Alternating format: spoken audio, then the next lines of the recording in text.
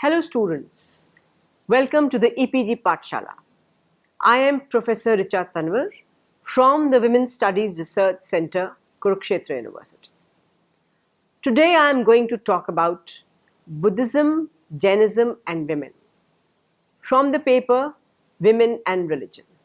The objective is to understand the status of women in the religions of Jainism and Buddhism. Indian civilization was transformed by widespread religious dissent between 800 and 300 BCE, when many intellectuals rejected prosperity for a celibate, homeless existence with rudimentary possessions.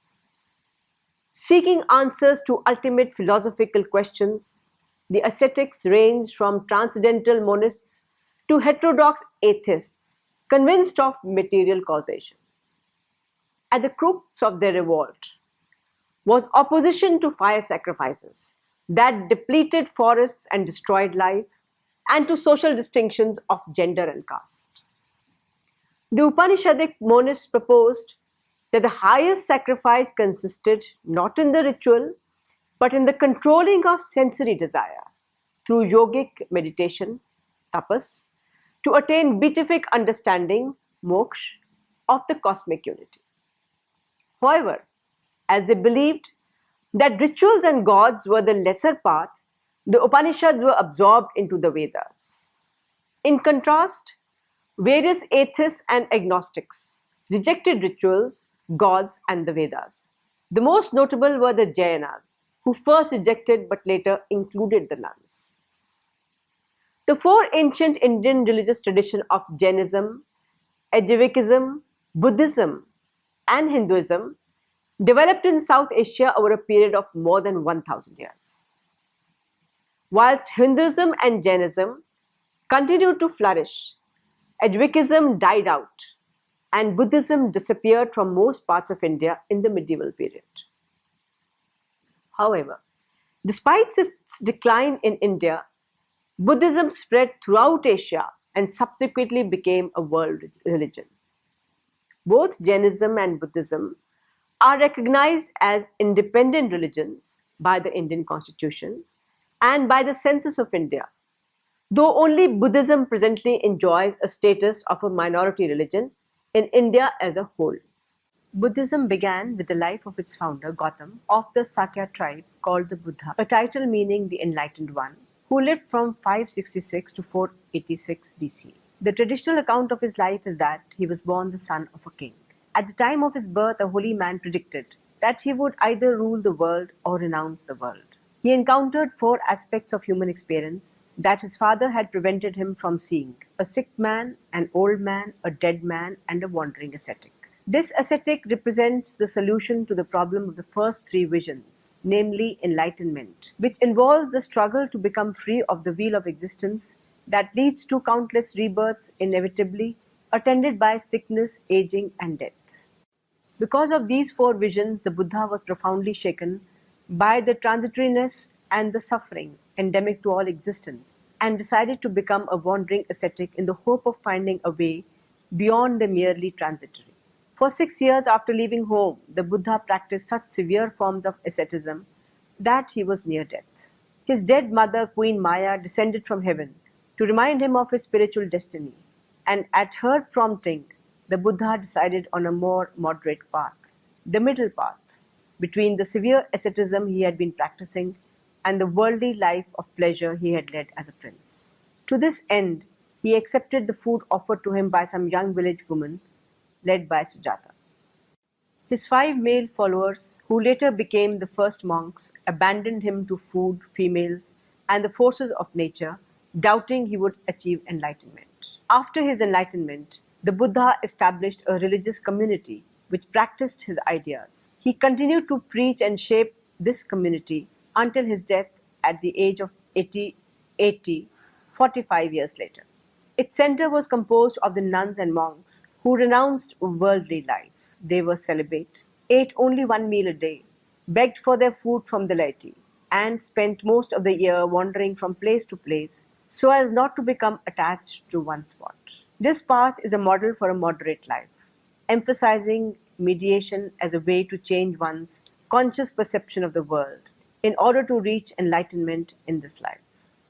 Included in this community were the lay supporters, who gained merit by giving to the monastics, which helped them to be reborn in a position deemed more favorable to spiritual progress. The lay supporters adopted 5 precepts: not to take any life, animal or human, not to steal, not to engage in illicit sex, not to lie, and not to use intoxicating substances. Most of this description of the early Buddhist community remains in place today, with the exceptions that monasteries became established communities that limited wandering, and the goal of enlightenment was eventually seen as less attainable in one lifetime. The Buddha's stepmother and aunt, she was Maya's sister, Mahaprajapati, is a pivotal figure in early Buddhism, for she became the first Buddhist nun and maintained a lifelong relationship with the Buddha. The textual record of her ordination is highly problematic, though many scholars accept the story of the Buddha's reluctance to ordain women and the stipulation of 8 additional rules for nuns as if it were a historical fact. Homelessness, celibacy, and gender. As ascetics were highly respected for foregoing worldly pleasures, religious medicancy was incorporated into the 3rd and 4th life stages, ashrams, namely that of the part-time forest dweller and the complete hermit. Sanskrit titles for ascetics include sannyasini, sannyasin, yogini, yogi, sadhvi, sadhu, and bhikshuni and bhikshu for men and women. Buddhist texts in Pali refer to homeless poverty as pabajati, and to nuns as bhikkhuni, and monks as bhikkhu, who begged for food, owning nothing but a begging bowl and the clothes on their backs. Some Buddhist and Jain monastics also carried a razor to shave their heads, signifying rejection of gender roles in preparation for the asexual goal of nirvana. From the beginning, women had a space in Jainism and Buddhism, and their efforts actively helped to propagate these religions in India. Jainism evolved from the earlier sect of Sramanas, Nirgranthas, that is, bondless ascetics, who vehemently opposed fire sacrifices. The founder Vardhaman Mahavir, from 538 to 463 BC, was the last of the 24 Jaina preceptors or Tirthankaras, also called Jinas, that is, spiritual victors. The 19th Tirthankara was probably a woman named Mali. The 23rd Jina, Parshvanatha, belonged to the sect of the Shvetambara, that is, white clothes, white clad, and he induced women ascetics and lay women. He inducted them into the Jain tribe.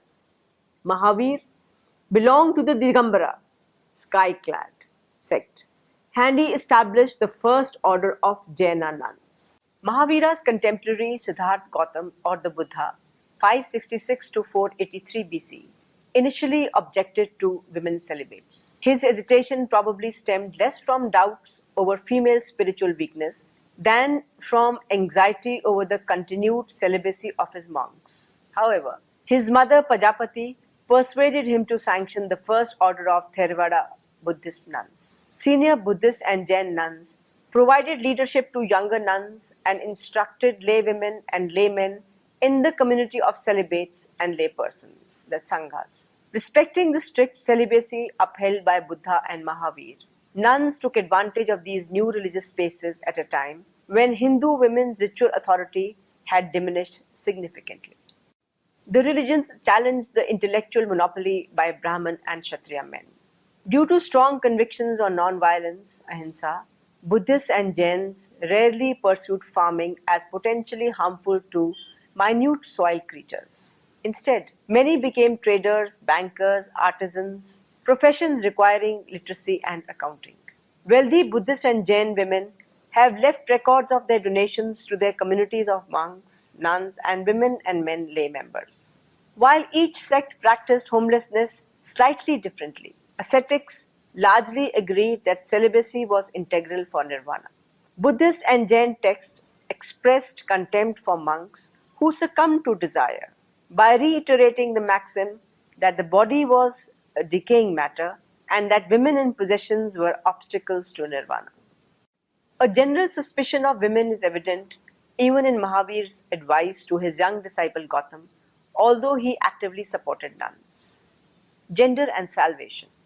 Despite women's space in these religions, Indian patriarchal norms prevailed here as well. The founders were male sages, hence monks became the paradigm and nuns the other. Moreover, as most theologies were male constructions, women's subordination became scripturally ordained. Senior Theravada monks could instruct nuns and laywomen, but nuns rarely taught monks. Learned women, the acharyas, instructed other nuns, but even male novices rarely accepted women teachers. Sangha hierarchies clearly mirrored lay patriarchal norms. One scholar conjectures that female subordination led to the decline of Buddhist nuns' orders in India. Despite entrenched patriarchy, early Hindus and Buddhists did not question women's right to salvation. The Hindu belief in virtue and dharam, powerful goddesses, and a neutered Brahman show that gender is a trivial distinction on the path to moksha. Buddhists believe that nirvana is available to all virtuous individuals, irrespective of social conditions. A question arises that why did Buddhist women leave so few records of their lives as Buddhists? It may be that women were not significantly involved in major doctrinal debates, sectarian developments, or lineages of dharam transmission. Because Sangha rules and traditions forced them to remain on the outside, women may rarely have been left on the fringes of major movements. Strict adherence to the Vinaya rules in any Buddhist community would ensure that nuns remained out of leadership positions, and in none but a few Buddhist traditions have lay women had the opportunity to lead. Thus, the time-honored institutions of Buddhism have militated against permitting women to participate fully in creative developments within the Sangha. This repression is the real fruit of the monks' efforts to keep authority in their own hands. But it is recorded that some women were scholars and did preach and write. There are many treatises and commentaries in the Chinese Buddhist canon and in the Tibetan Tanjore, which are quite arbitrarily attributed to one or another famous monk's name. There certainly were powerful efforts to keep women out of positions of real authority, and there was some bias against the idea that women could be the full spiritual equals of men. But there was also a strong and basic urge to recognize the essential equality of the sexes in matters of spiritual attainment. Nonetheless, in all Buddhist sects throughout the Buddhist world, men have always dominated and still dominate. There have been prominent Buddhist women, and there are some living today, but they are a small minority of the Buddhist leadership. Buddhism originally offered no doctrinal resistance to the acceptance of women and men as equally capable of spiritual attainment, and this continued to be the position of mainstream Buddhist thought through the centuries. But sometime around the beginning of the Common Era, a real theological controversy emerged among Buddhists, revolving around a doctrinal effort to prove that women are karmically inferior to men, and therefore incapable of the highest human attainment and the ultimate state of being Buddhahood. Although the majority of Mahayana and Vajrayana Buddhists decisively rejected that argument because they recognized it to be antithetical to basic Buddhist doctrine, the quarrel was not fully resolved and the anti-feminists never surrendered. Most of the main schools of Buddhism which are thriving today, however, are fully egalitarian in doctrine. Many of the problems which women in Buddhist countries actually face today have more to do with deeply rooted social values which were not originated by Buddhist theorists, but with which Buddhists have usually complied. Buddhism has had, in comparison with some other religions, little to say about what social roles should be, since such questions have not been seen as directly pertinent to religious commitment and effort. Thus, until very recent times, Buddhists have usually remained silent about social issues. What effect then might Buddhism have had on the formation of attitude towards women in predominantly Buddhist countries, and what has it contributed to the self-image of Buddhist women themselves, and perhaps of non-Buddhist women living in societies affected by Buddhist ideas and conduct? Hard evidence is scant and suppositions can run rampant, but it surely must be true that images in Buddhist literature of women as fully enlightened beings, as quick-witted teachers, compassionate friends, self-sacrificing saints, and courageous heroines have had a positive effect on the sensibilities of women and men who have heard or read the old scriptures, poems, and popular stories. Symbolisms, too, which identify perfect wisdom as feminine, and the enormous popularity of female Buddhist sattvas as well as goddesses in the Buddhist pantheons of Tibet and East Asia have probably bolstered women's self-respect. These things have certainly helped make both men and women immediately aware of the dignity and power of the feminine. Jainism and women. The origins of Jainism are somewhat difficult to trace. The tradition holds that 24 great teachers or Tirthankaras established the foundations of the Jain faith. The most recent of these teachers, Vardhaman Mahavir, also known as the Jinnah, most probably lived during the time of the Buddha. Recent scholarship suggests that the Buddha lived in the 4th century BCE. Moreover, the traditional stories of Mahavir indicate that he was born into a family that followed the religious teachings of Parsvanath, the 23rd Tirthankara, who possibly taught during the 8th century BC. Jainism did not establish a missionary tradition, but cultivated a strong laity. Like Buddhism, it began in northeast India, but possibly because of drought in the 3rd century BC, many Jains moved to the southern kingdoms of Karnataka and Tamil Nadu, as well as the western parts of India, now known as Gujarat, Rajasthan, Madhya Pradesh. Eventually, two sects of Jainism arose. The Digambaras, primarily found in central and southern India, and Shwetambaras, who live primarily in western India. The two groups agree on the foundational Jain principles of karma and non-violence. However, they differ on their biological accounts of Mahavir, accept different texts as authentically canonical, and hold divergent views on renouncing clothing and on the potential spiritual status of women. The Shwetambaras, whose name means white-clad, contend that monks and nuns can achieve the highest levels of spirituality without renouncing their clothing. They also believe that women hold the potential to achieve the state of liberation or Kevala. The Digambaras, whose name means sky-clad, hold that all clothing must ultimately be renounced, and that because only men are allowed to take this ultimate vow of renunciation, a woman must be reborn as a man to achieve Kevala. These traditions arose in geographic isolation from one another and developed into distinct schools by the early centuries of the Common Era. Jainism is based on three principles, the three jewels: right views, actions, faith, and 5 cardinal rules, that is, non-violence, ahimsa, truth, satya, non-stealing, asteya, celibacy, brahmacharya, and non-attachment to possessions, aparigraha. While lay members practice sensory restraint, monks and nuns observe strict celibacy, poverty, and non-violence. Jainas uphold reason and material causation, but two principles stem from mystical intuition rather than logic. Jain subsects of the Shwetambaras and Digambaras took root in Gujarat, Rajasthan, Maharashtra, Karnataka, and Tamil Nadu.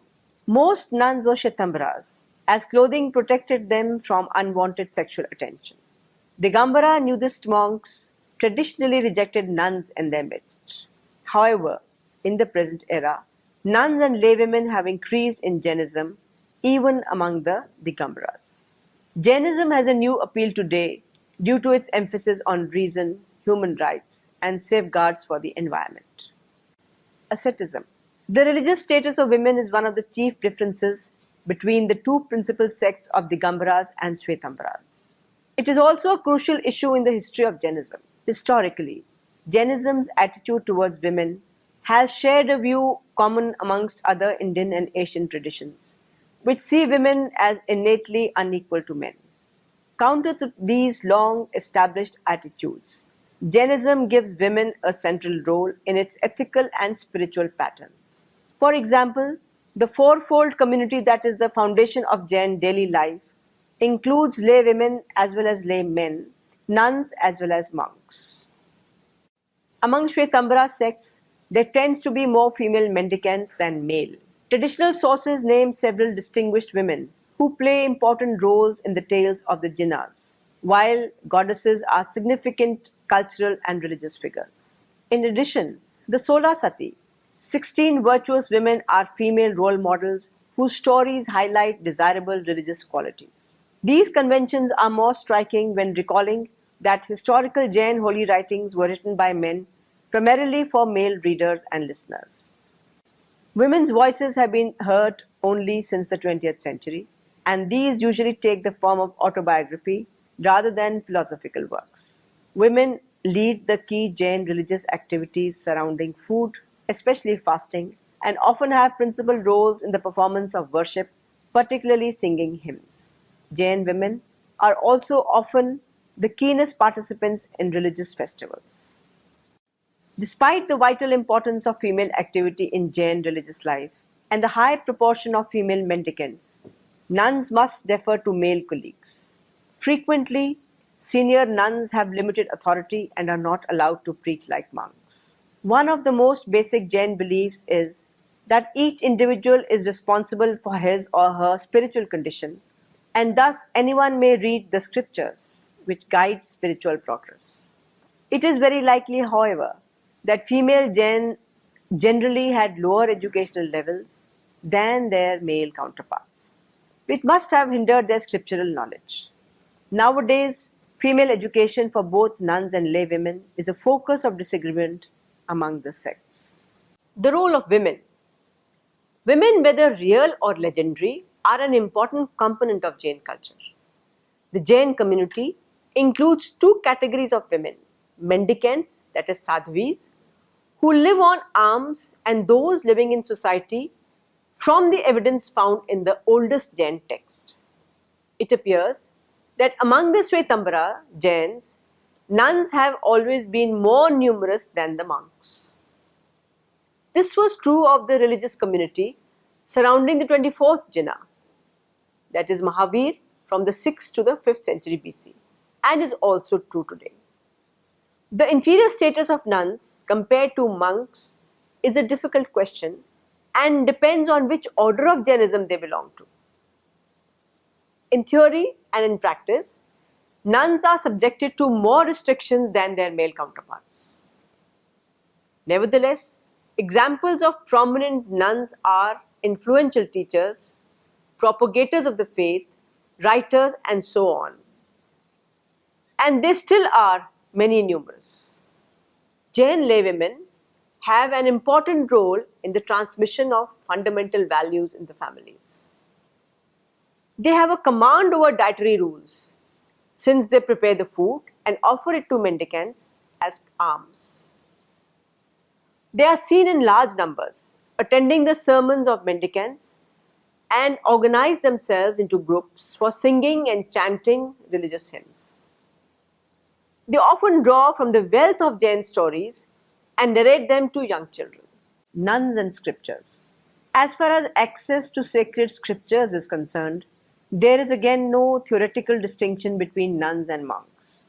Like Buddhism, Jainism is open to all, differing from the orthodox Hindu tradition where women were not allowed to read the Vedas.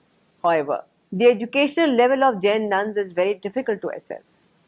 Hints in manuscript colophons show that some texts were copied to be read by women, whether nuns or lay women, but they remain a minority. Today, nuns and more broadly women's education is a divisive issue. For instance, among Jain subsect of the Shvetambara group. Some subsects, for example, the Therapanthin and Sthanaka Vasan claim that monks and nuns can study all texts. But the Tapagachar sect, for instance, states that nuns' abilities are lesser and therefore prevents them from studying the Cheda Sutras, a difficult and controversial group of canonical texts dealing with the monastic code. The same sect does not allow nuns to preach, whereas the Kharatara Gacha allows it. Even then, the number of nuns giving public sermons is limited, considering the global number of nuns. More often, they are seen surrounding the preaching monk and carefully listening to him. Some prominent nuns of the 20th century, such as Sadhvi Mragavati, tried to use their prestige and influence to promote women's education. They believed that young girls must undergo a trial before going through full religious initiation. During this period, they should gain at least elementary knowledge not only of Jainism but also of basic disciplines such as Sanskrit and Prakrit grammar or literature. Promoting women's education is high on the agenda of the Therapanthin. This subsect has a special category of nuns called the Samani, which is officially free from certain rules restricting their movements and can visit institutions in India or abroad to pursue academic research. Nudity as a condition of salvation. For the Digambaras, mendicants must be nude because it is a symbol of their perfect detachment from everything, whether material possession or moral defilement. This leads to the conviction that a woman can never go naked because of her physiology and the innate impurity caused by numerous microscopic beings in her body. Hence, she is not considered able to reach emancipation as a woman and must be reborn as a man first. This may be one reason there are fewer nuns than monks among the Digambara sect. In contrast, Shwetambaras focus on a more internal approach. An individual must meet the requirements of right faith, right knowledge, and right behavior, which are the only necessary conditions for attaining the goal of salvation. If these three gems are met, the individual's gender does not matter. Female preceptors, doctrines, and salvation.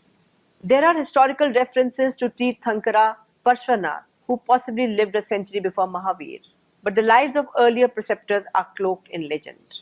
What is clear is that Nir Granth Jain teachings stemmed from non-Aryan perspectives and that legends about several Tirthankaras honor women.